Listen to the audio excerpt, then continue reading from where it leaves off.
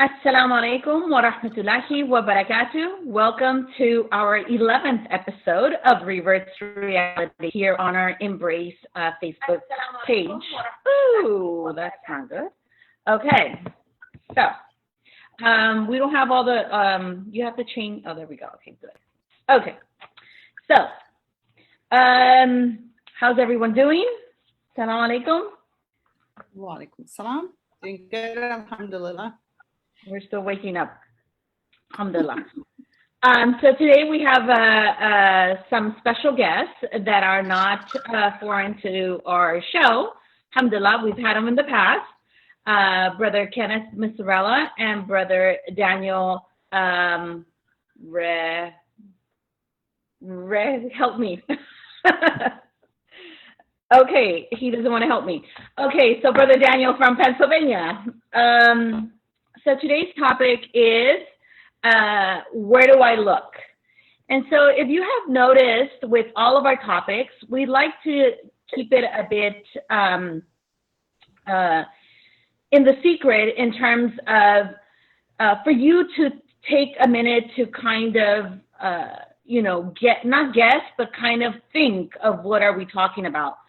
So today's topic is, where do I look?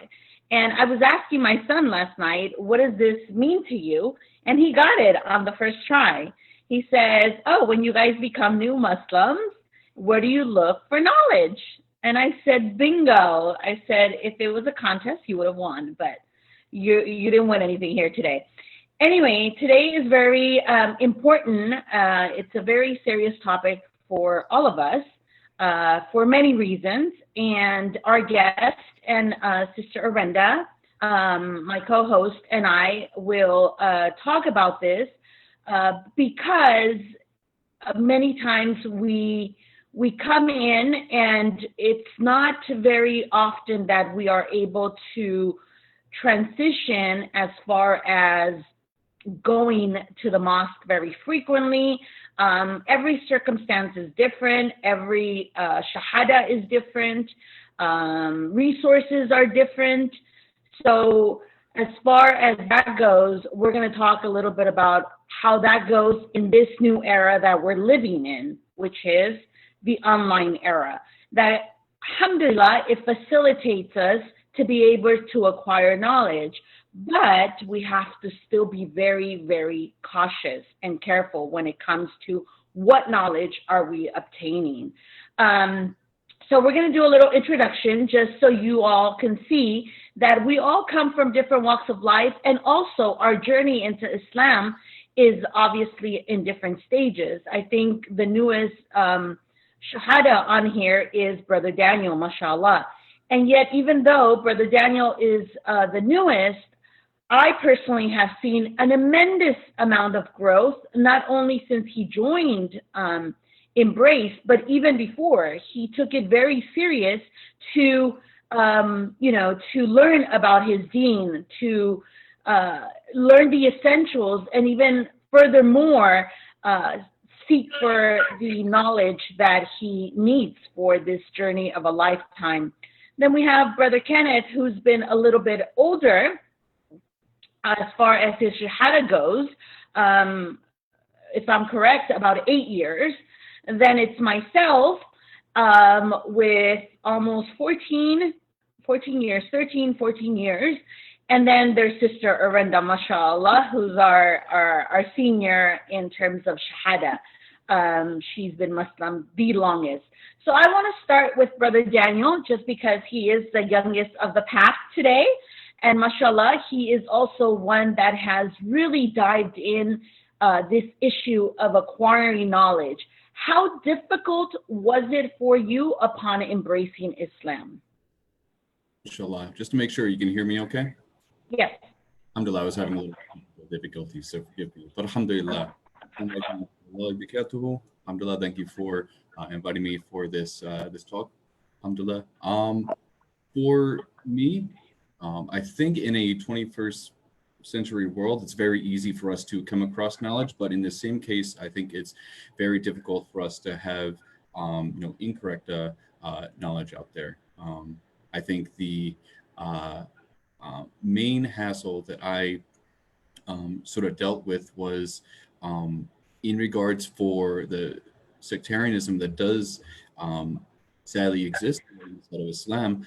There can be many deviancies that exist in our own religion, and one of the things that I wanted to um, really pursue as I accepted Islam was to understand the foundations of my faith, um, and make sure I was solidified and able to defend um, what I believe in and how I can prove that. Because our faith is a faith of, you know,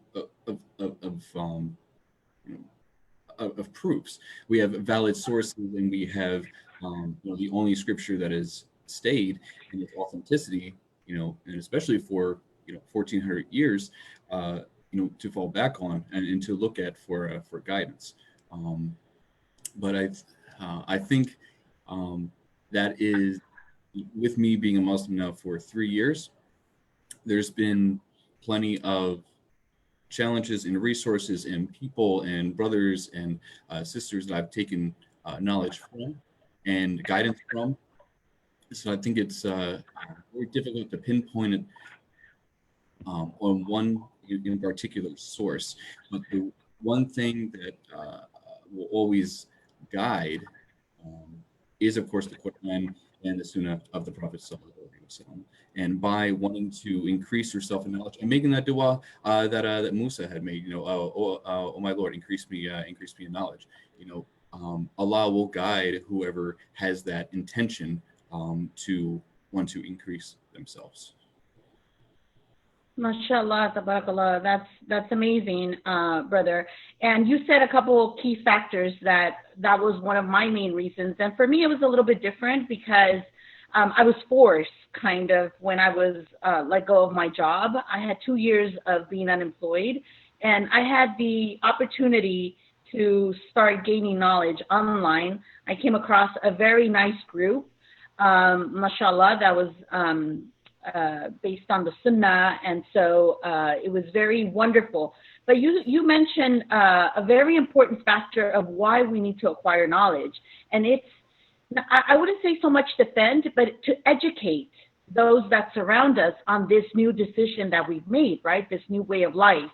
And so as converts, we need to take this extremely serious because we are vulnerable, number one, and 9 out of 10, there is a lot of ignorant people that will attack, you know.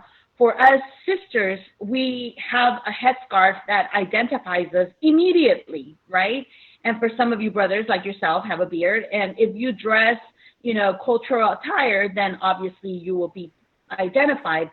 Other than that, I mean, it's really up to us to be able to educate those that surround us, and that includes especially our family, right? So this is why it's so important, and I'm glad you touched on the fundamental. It's so important to start from the minute you said, Ashhadu Allah ilaha illallah. And we're not saying become a scholar overnight, or we're not saying to overwhelm yourself, because it can become very overwhelming. I think all of you can agree. There's an ocean of education that we will die knowing a few drops, and that's facts, right? So for you, brother Kenneth, as far as, you know, embracing Islam, did you dive into this, you know, knowledge journey immediately, or did you take some time off, or how was it for you, since you live in a DFW where, mashallah, the community is pretty large? All right. First off, Jazakallah khair for having me on. And to answer your question, Sister Nahela, we have to kind of go back to before I even accepted Islam, right? Before I accepted Islam, I was actively researching it for about 1 year, right? And I'm actually probably one of the outliers here in terms of I gained knowledge through reading physical books, not through looking online. And I find that to be the the most useful and effective way of getting more accurate information. Obviously, there's things out there that are not going to be completely correct, but the time and effort it takes into creating a book is much more strenuous than making an article online on Facebook, right? And so when I embraced Islam, I was actually sent through the website in which I took my Shahada through all of these books that focused on teaching you the core fundamentals of the deen. And as most of us who embrace Islam go through, we have this zeal, right? We have like this passion and desire to learn as much as we can. Of course, this isn't for everyone. There are others that embrace the deen and they're kind of more laid back, which alhamdulillah is fine. There's definitely nothing wrong with that, and it's definitely important to have a balance to where you're, not overwhelming yourself at the same time. You're not just kind of laid back and not worrying about getting knowledge at all. I was one of the individuals who I would say was more passionate about learning everything that I could, and so unfortunately, I don't remember the website that I used in which I took my Shahada with. It was a website that was it was a Dawah website. That's all I can remember from it. But they sent me all of these books that weren't very, very large, that focused on teaching you the core fundamentals of the religion. The concept of God in Islam, the 6 pillars, Jesus in the Quran, all these things. And it was through these books, as well as connecting myself with the masajid, the mosques that were in my surrounding area, that I was able to, in my opinion, acquire knowledge at a relatively quick pace, right? ICI, Living Mosque, had a few classes for new Muslims, like how to read Arabic, going over the core fundamentals of the religion. My local mosque in Colleyville, there was an imam there. I would ask him questions all the time, and I rewarded him for being so patient with me. But I acknowledged that I was given access to resources that some may not have access to. And I took full advantage of that. I would sign up for any sort of class that was in my areas. I connected myself with my local imams. I got their numbers. I would ask them questions. I would connect with them. And through that, I believe I was able to accumulate knowledge on the fundamentals relatively quickly, at least based off of my experiences with other converts within my net. Mashallah, mashallah.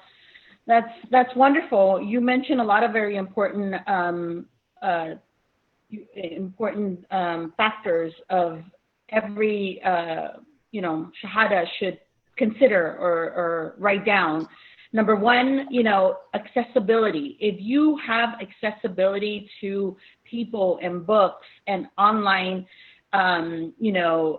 knowledge, then make sure that you take advantage of it, right?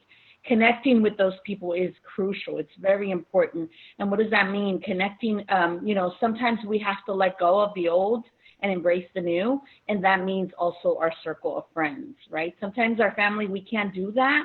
But definitely, if you have access to a community, and now you have access to an online community, which is us here on Embrace.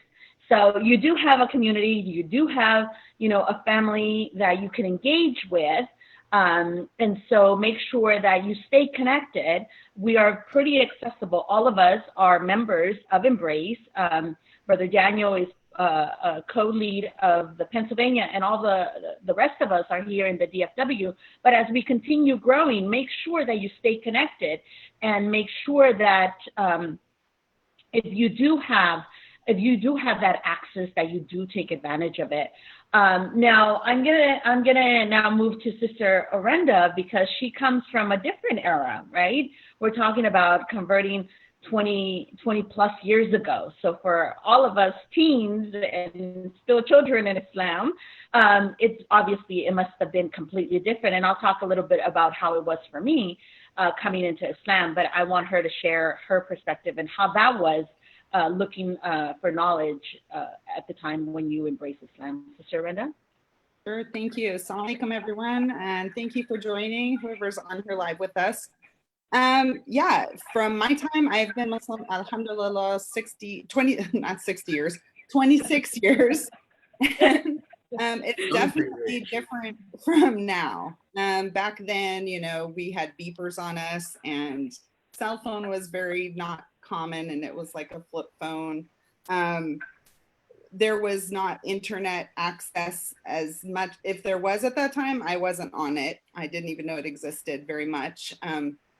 So I relied heavily on the local mosques where I lived, and also books. I was given a lot of books by people in the congregation that I, you know, attended there in Boonton, New Jersey. And they were very, very helpful. I got gifted a lot of books. So I did read through a lot of that in the beginning. Also cassette tapes. I used to buy cassette tapes every time I would go to the masjid. And that was what I did my learning on, because I commuted back and forth to the masjid for about 30, 35 minutes. And I had a little baby with me at the time too. So we would go attend new classes. My baby would come with me. He would sit there for 4 hours while I would learn some basic Arabic and other things about etiquettes and, you know, your manners and all that stuff. And also, I think the one thing that was missing for me at that time was how to reconcile my new lifestyle into what I was living. And so that's where I kind of relied on cassette tapes I was listening to. And I kind of followed people who were reverts, like Suhaib Webb, Yusuf Estes, Imam Bilal Phillips. Another one that was close to us was, oh gosh, his name will come to me soon. But I relied heavily on them because they came from a non-Muslim background into being Muslim. And so that gave me kind of guiding post on how did they transition? How did they handle, you know, family get-togethers? How did they handle issues with their friends? I, in the beginning, was like a sponge. I was like a dry sponge, and I was like water, water, water, water, and Islam was my water, and the knowledge, I just wanted as much as I could get. I probably went through many phases in my conversion, and because I went on such a knowledge overload, I sometimes would get teased by my husband that I was being a little bit too much. So I think looking back on my journey in Islam, I definitely went through many phases where I was very, very into educating myself at the beginning, of course. And a lot of that has to do with taking that responsibility myself. It wasn't people coming and giving me that information necessarily. They were happy to see me when they saw me, but they weren't just feeding me information. I was searching everywhere I could. Now you guys have the internet, which is absolutely amazing, and books and brochures and magazines and you name it. You have access to all the imams, whether it's you can look online and you can get email addresses. Here in DFW, we have mosques all over the place, alhamdulillah. So there's so many different places we can go now. And that's where our title comes in, where do I look? So we have so much access to information now. How do we find something that's a reliable, credible source? And so I think like brother Kenneth was really into books. I was as well. And my family was very supportive. And my dad actually was so proud. He purchased me this really nice book, collector's book, in fact. And it was about Islam. So I was like all happy and, oh, that was so sweet of him. And I got the book and I started reading it and I was absolutely appalled. It was completely 100% inaccurate. It was complete stereotypes written, whoever the author was. And so I had to share with my dad. I called the publishers. I said, this is not accurate. You shouldn't be publishing these things. Go to the source. So you do have to be careful. And I think that's where we're going to veer the topic after everybody shares their initial experience once embracing Islam. So, mashallah, you said a couple important things. Number one is, especially for mothers, right? It's important to not shy away from the masajids, from the mosque, when you have children. I remember I used to say, similar to you, I used to take Andrew with me, and he was little. And so I remember the sheikh would tell me, just let them be, you know, let them run. And so he gave me the example of the Prophet, peace be upon him, when he would bring his grandchildren to the mosque. So it's in our tradition to actually bring them, right, to the mosque and make sure that we instill this environment in their little hearts. And what does that mean? That means that this is their second home. They should see the masjid. They should see community. They should see all of this. Aside from my home, this is where I feel safe. This is the other place I'm going to. The other thing you mentioned, which I want to mention a hadith from our beloved Prophet, peace be upon him.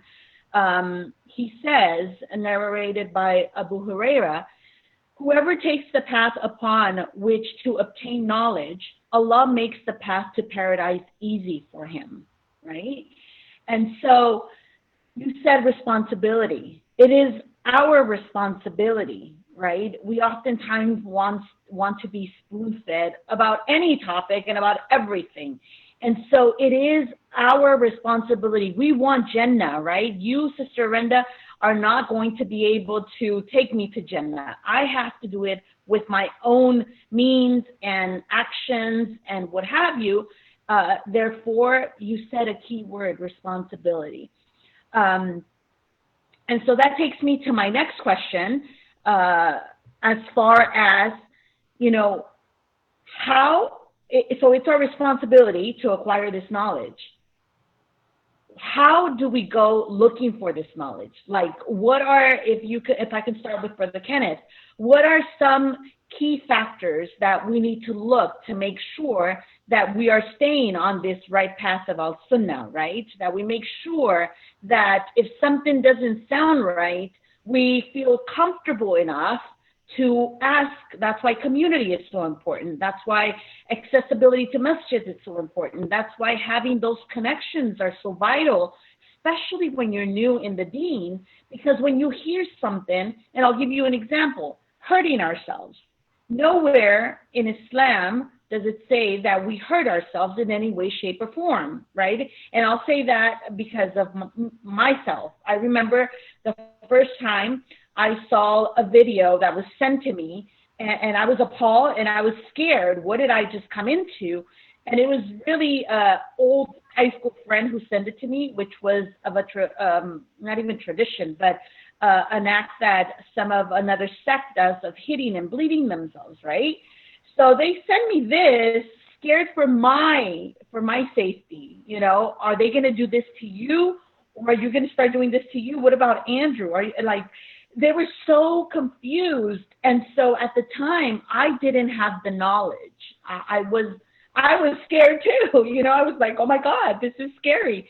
So I took it to my sheikh and I said, you know, I just got this sent. What does this mean? And obviously it's so overwhelming to learn about all the different sects and all the or different methods and all of that. And we will have topics and shows about specifically that will gear to that. So we don't want to dive too much into that. And that's why I'm not naming things, because we don't want to confuse anyone. That's for me.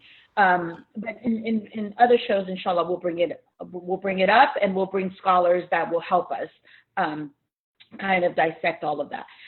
So did any of you have an experience of such, and how did you go about, and let's start with Brother Kenneth, how did you go about putting those flames out? So just to clarify, your question is, have I ever had a situation in which I was told or I saw something questionable, and what methods did I do in order to verify the information?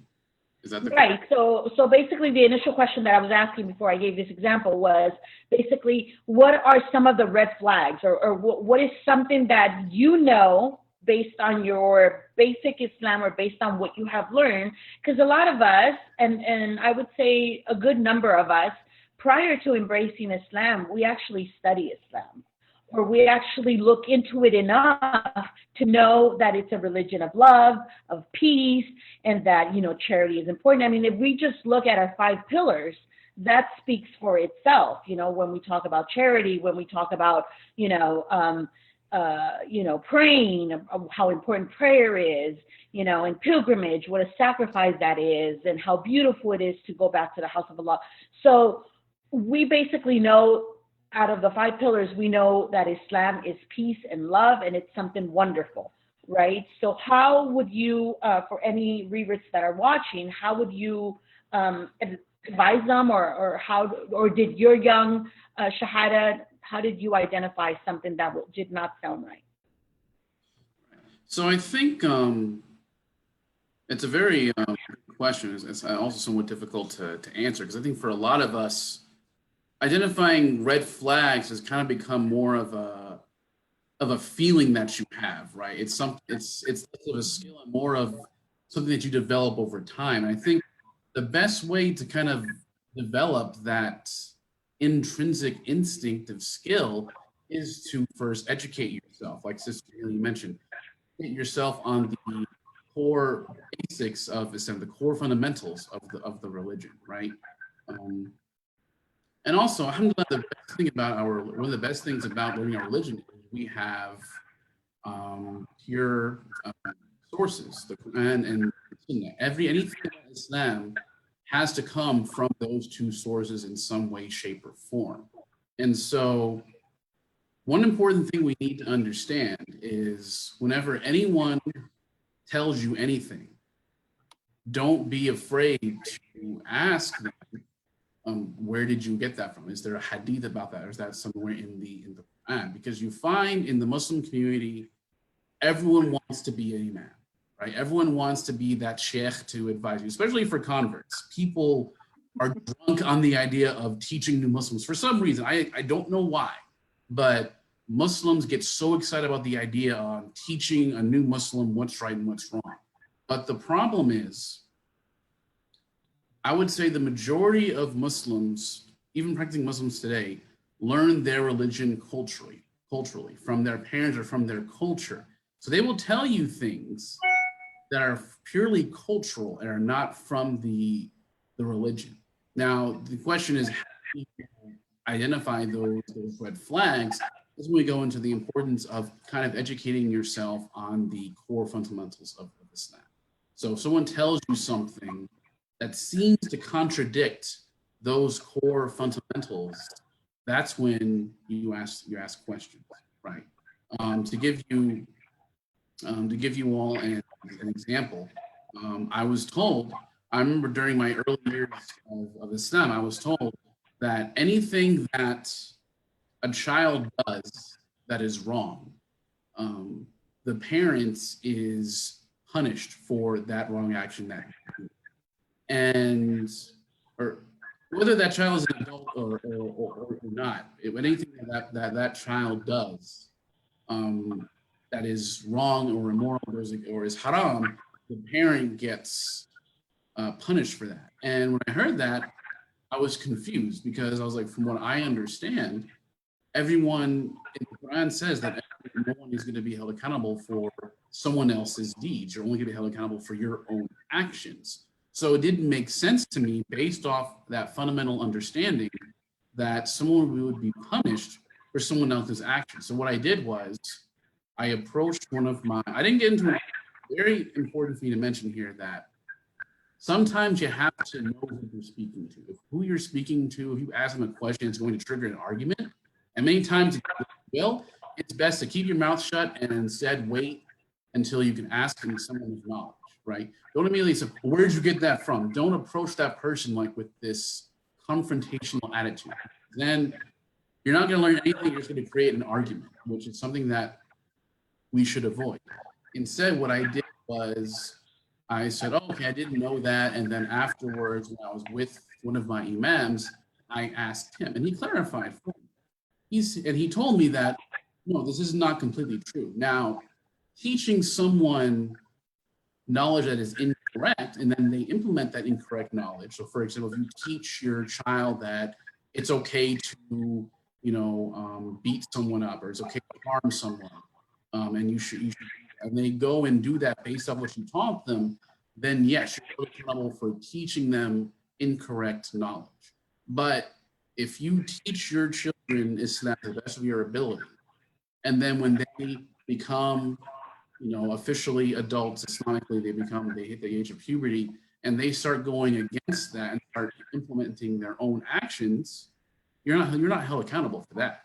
You did your job as a parent. You taught them what's right and what's wrong. And now from there, it's up to them to implement what you taught them. But if they themselves decide, I'm not going to follow mom and dad's advice, I'm going to do whatever I want, I'm going to go do this, I'm going to go do that, you're not held accountable. You did your job. And once I was told that, it made much more sense to me, right? And so it's very important for us to understand that don't take knowledge from everybody. Everyone's going to come up to you and tell you a million different things. Like, oh, it's haram for you to have your feet put towards the qibla, the direction of the Kaaba, and all these things. Or, oh, well, you need to have your hands here instead of here. And, if you're not in this particular angle, then your prayer isn't valid. They can tell you all these things. Or if you make 3 movements during the prayer, then your prayer isn't valid. All these things are going to be told to you.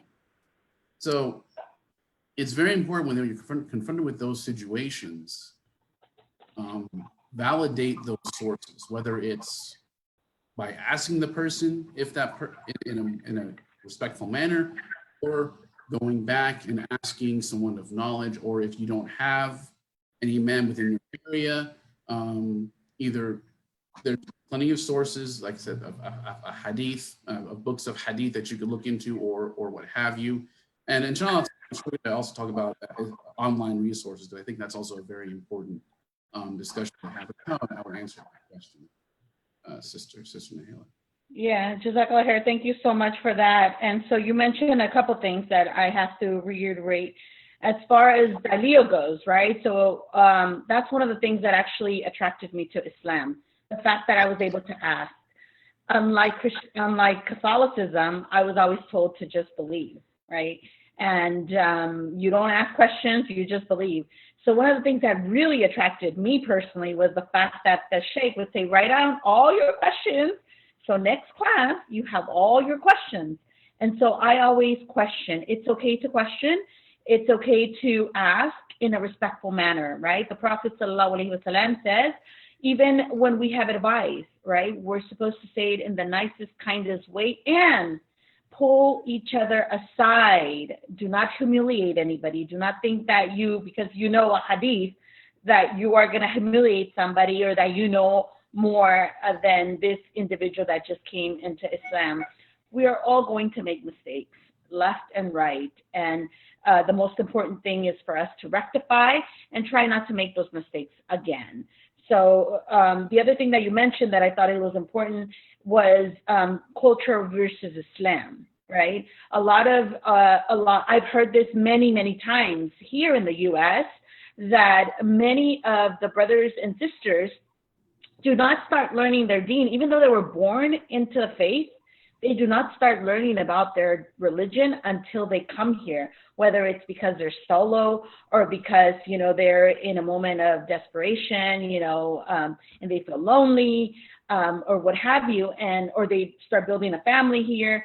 So they start learning actually their religion once they come to the U.S. So they're just like you and I. And that's why we have seen this phenomenon within Embrace, that we also have born Muslims that come to our halakas, and they feel like they can synchronize with us even better because they just started practicing based on Quran and Sunnah.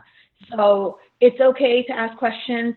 It's okay to, ask for the source, like Brother Kenneth said. It's okay to say, brother, or sister, can you show me where in the Quran so I can learn more? Show me where the hadith, does it have, a chain of narration? And obviously if you're new, you won't know about that, but you can ask where exactly, which brings me to one of my best friends upon embracing Islam, this little tiny book. This is not my original. This is the one I just picked up from my shelf. But the original, it's like old. But this here, I want to recommend everyone to go out and purchase this online. it's very important to have something that you can actually go back to. And this here tells us the basics of the du'as of when you leave your home, when you're going to enter a market, so many things that are fundamental for our beginning stages of Islam. So I highly recommend for everyone to actually carry this. I normally carry it in my purse. And normally when I'm traveling, I always, look through it. And right before I jump into you other two, inshallah, the other book that actually helped me a lot was this little book, My Prayer. And so these are all resources that are easy to understand, and they're available. And it teaches you step by step with graphics, right? And it has the Arabic and the English. So these are just some resources I wanted to make sure that you guys saw. And the last one here that I have for now is the wudu book. If we know how important our wudu is, we would take it 1,000 times more serious. So it's so important to make sure to learn proper wudu, our salat, and what have you. The other hadith that I wanted to share with you and why it's so important for us to acquire knowledge is Abu Hurairah, may Allah be pleased with him, narrated that the Messenger of Allah sallallahu alaihi wasallam said, when a person dies, his deeds are cut off except for 3: continuing charity, knowledge that others benefit from, and a righteous son who supplicates for him. So back to Brother Kenneth's question, why does everybody want to jump on educating the new Muslims? I think that might be that might answer a little bit of that question. And I remember the one sister that kind of took me under her wing. She's like, do you know that everything I teach you and everything you do, I get some of that, some of that hasanat. So that's why it's important to acquire knowledge. It's also important for us to make sure that who are we taking that knowledge from. So, brother Daniel, for yourself, how were you able? Because you're still relatively new, mashallah, but you are, mashallah, very knowledgeable for your young self in the deen. How have you been able to navigate all of the information that is out there, and how are you able to separate one from the other? So as you mentioned, Sister Nahela, this knowledge we come across is like an ocean. I described it to friends, coworkers, like Muslims, that every single day I have an empty glass and I'm filling it up, and then dumping it out and refilling it the next day. It's constantly like I'm always coming across new information, new discussions, and as you even mentioned, you come across things where you question the validity of things, but when you come across something that you haven't come across beforehand, there's absolutely nothing wrong with you judging the validity of it, so that you don't retain information that may misguide other people. And there are many times where I hear people either narrating a hadith or they're referring to a book. I will not refer back to that until I know where the source is, and I know that it is a reliable and dependable source. And if you don't do that, that can cause a lot of, I guess, if I want to call it malpractice, because there's, of course, there's a middle way that we're supposed to have for our Islam. And you can tell that, if you are, Allah says in Dadkhah, we need to not reveal and to cause hardship, and with that, if you are causing hardship yourself by practicing your Islam something may be up that you need to, look into. Why is it causing you harm? Why is it causing you hardship? Why is it giving you a turmoil inside of your life? What can you do to improve, and what can you do to better that aspect? And a lot of times you come across inside of trying to find that middle path and what is correct, you get both sides. You'll get one side which is completely liberal, while another side is very conservative, very strict. Alhamdulillah, I've gotten in conversations and debates with people who only believe in the validity of the Quran, and then I have debates with people that believe that if you don't have your feet or your ankles pointed at a 30-degree angle when you come down for your prostration, that it's that is makruh for your prayers. Like it's these sort of like you question things like subhanallah, why would Allah make things so difficult for us if he wants everybody to follow it? And why would he give us misleading information if he tells us one thing and then tells us to do the other?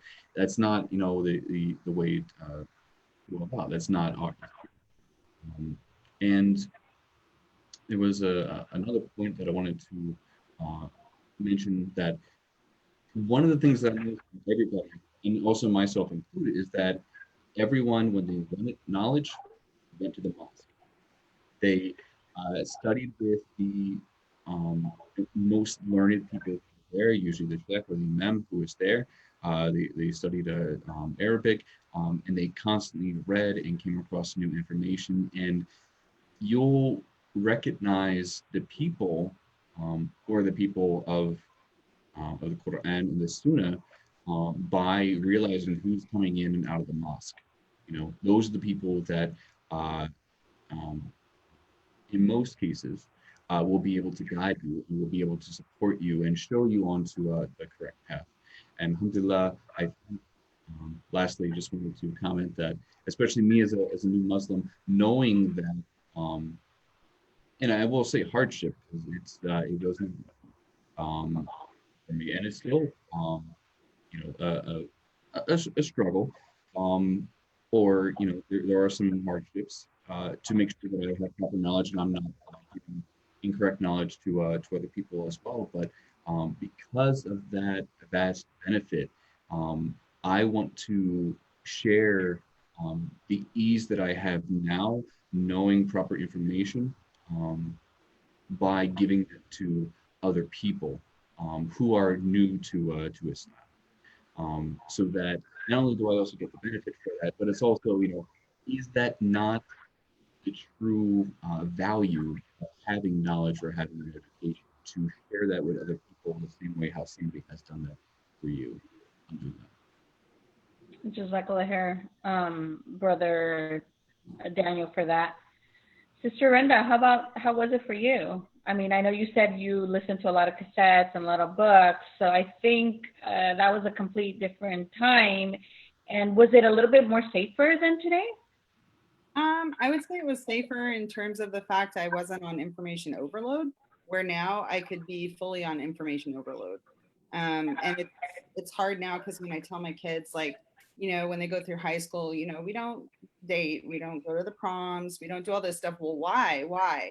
And so I'll give them my knowledge of why, but I say, I want you to go look and find out why you think this is the reason.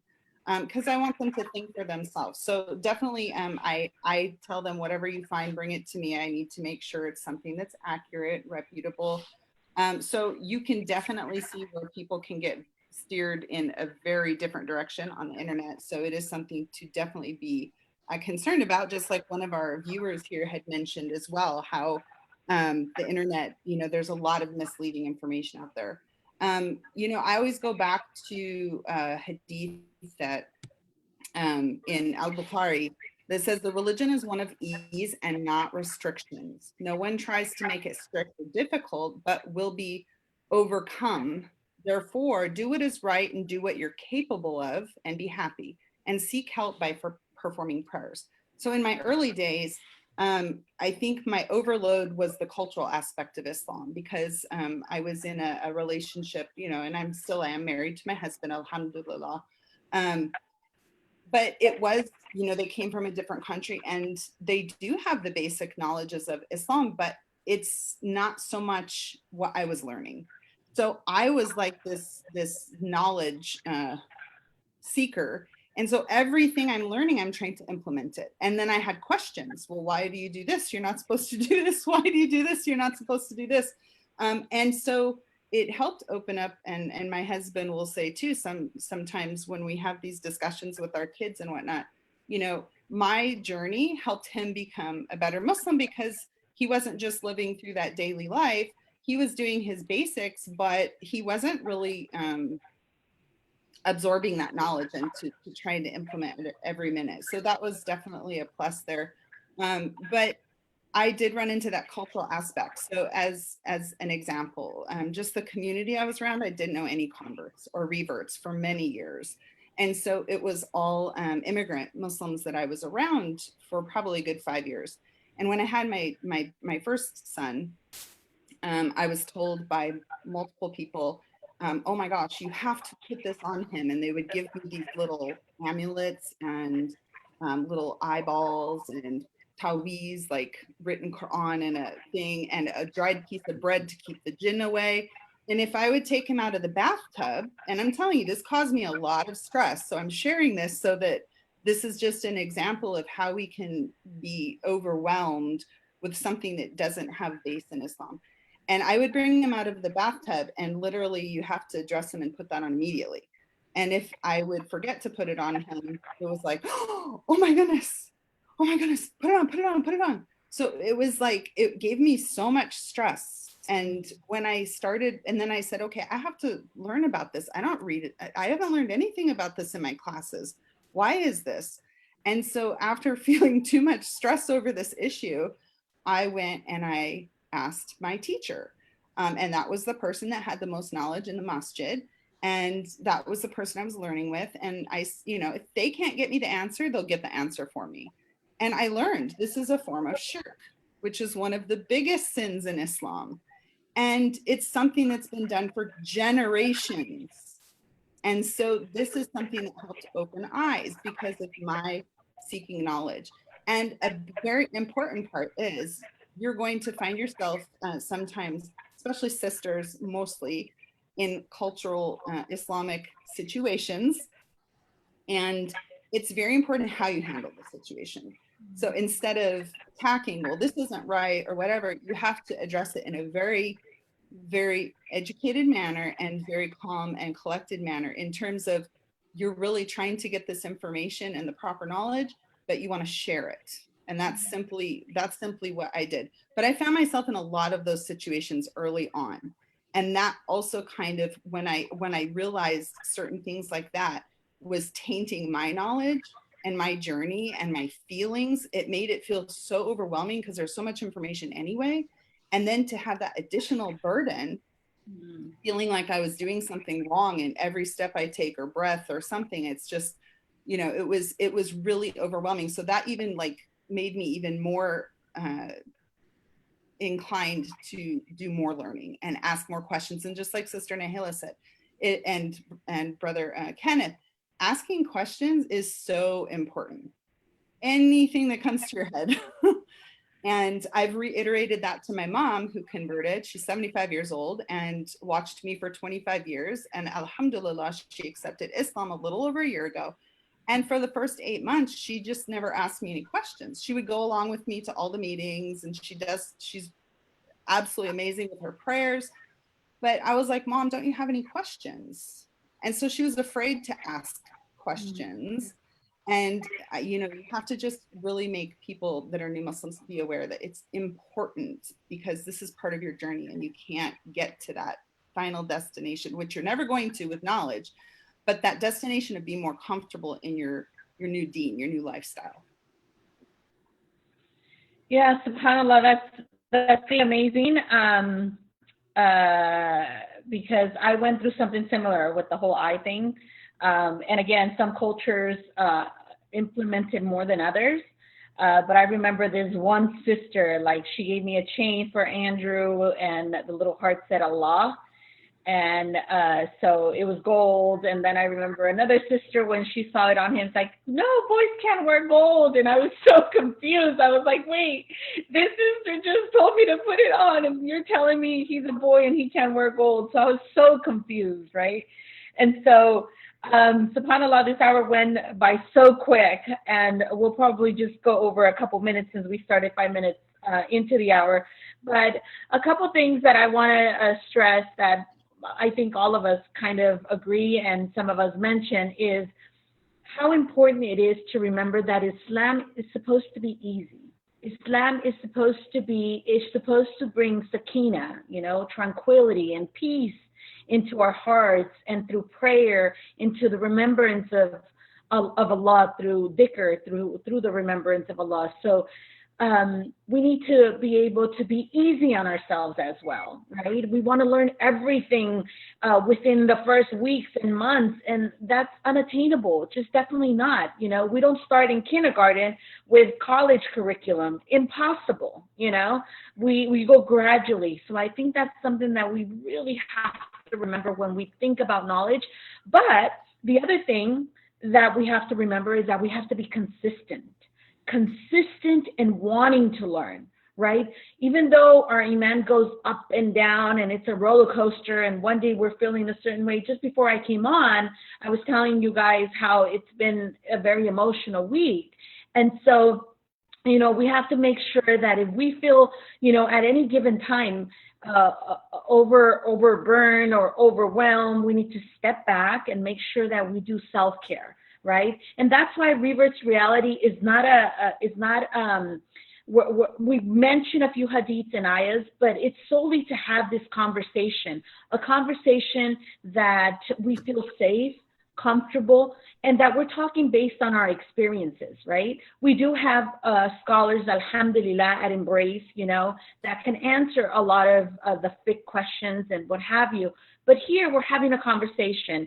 So for those of you mentioning anything about music and about, fiqh questions, we do have an email where you can actually send them directly to the imam, to the sheikh, and ask, and he will get back to you. Earlier this year, before pandemic, he was answering different questions via video, and hopefully we can start that again, because I know there's a lot of questions, and there is a lot of information out there.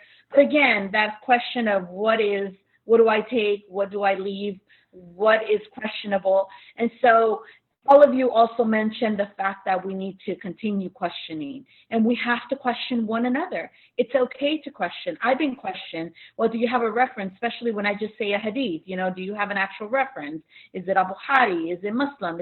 It's okay to ask questions, and that just makes our Islam even more richer, right? To understand that Islam that's what makes us different, per se, from Catholicism, where I come from, and I was quiet all the time. I'll share a really quick story. When I actually started looking into Islam, I went to a priest, and the first thing he told me is that I need to stop looking elsewhere and to not ask questions. And then I asked him about the Trinity, and he said, oh, I'm going to pray for you. You're really doomed in hell. Like, how can you question?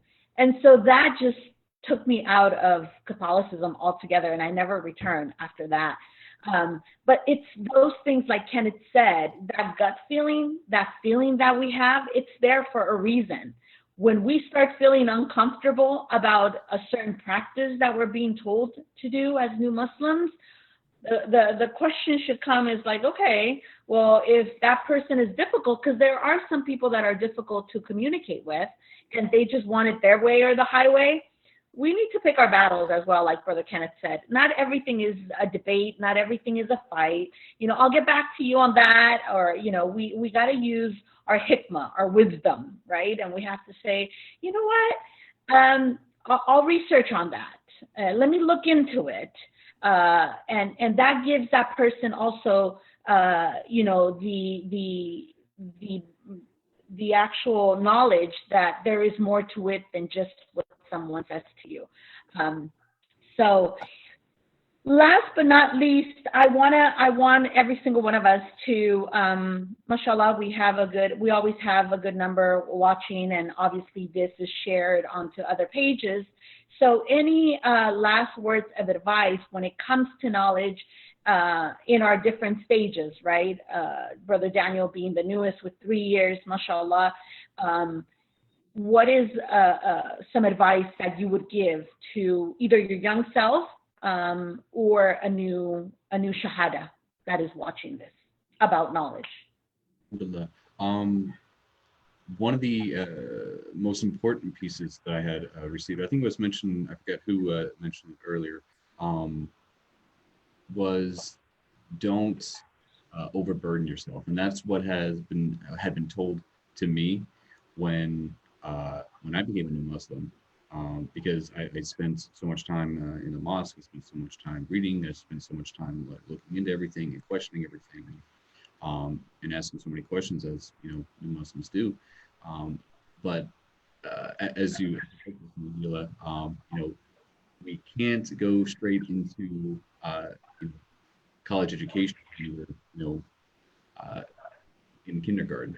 We're just starting to pick everything up, and even just learning how to pray. Like, don't worry too much about. It's good to learn, of course, the sunnah of things, so that you keep it, you retain it, and you go forward.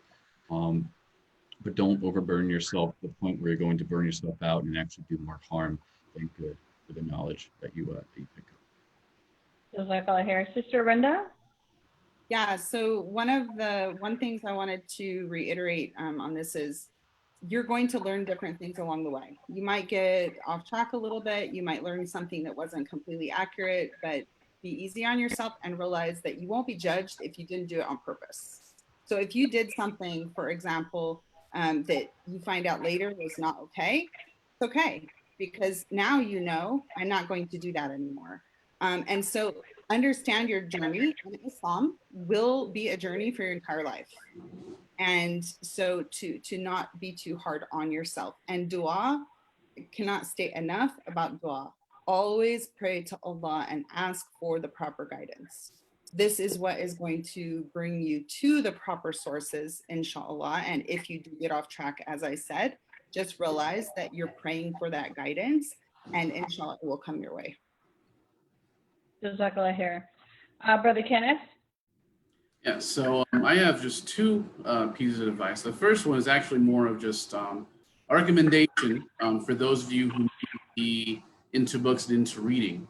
My first recommendation would be this book, Islamic Studies, book 1, written by Dr. Phillips. It has 4 volumes, and it does a really good job going over the core fundamentals of the religion in a way that's easier for people to understand. It's written by an imam, so that also makes a big difference. In terms of hadith sources, for those of you who are interested in books, Riyadh al-Salihin is a really good collection of verified hadith that go over a variety of different issues that are mentioned throughout hadith in Bukhari, Muslim, Ibn Dawood, Tirmidhi, and other very authentic sources. Now, that being said, I know that today, especially these days, it's much easier to get resources online. That's just how we get our information these days. And so what I really want to emphasize to all of you watching, especially those who are very new to the deen, you need to be very, very careful in how you attain resources on the internet. Don't always rely on Sheikh Google, as you hear, Sheikh Google. Googling something is not always going to give you the right information. In fact, many times it'll give you the wrong information, right? So you need to be very careful in where you get your information online. The internet's an amazing resource, right? But it's also a venue for a lot of unlearned individuals and individuals with certain agendas to post wrong information. So you need to be very careful. On top of that, I know a lot of people do this. Don't go online, just post in a forum an Islamic related question.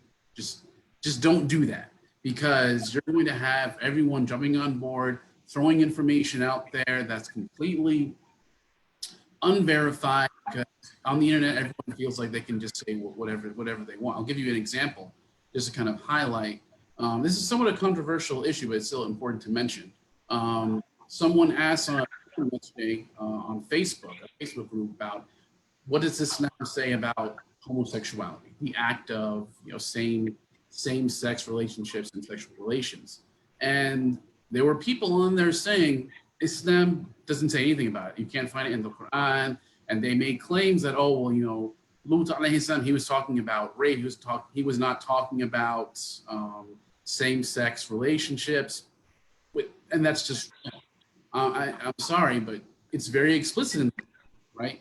But you have individuals who take articles written by people who have no background on Islamic knowledge or Islamic studies or Arabic, who make these claims, and people grab that resource as authentic. So don't go and ask on random online forums Islam-related questions. If you guys need resources online, either one, speak to someone of knowledge whom you trust, or if you're someone who does not have access to someone who is of knowledge, then look to us. What I mean is, we as Embrace, we've accumulated many online resources. Our Facebook, every day we post different articles that speak about a variety of different things.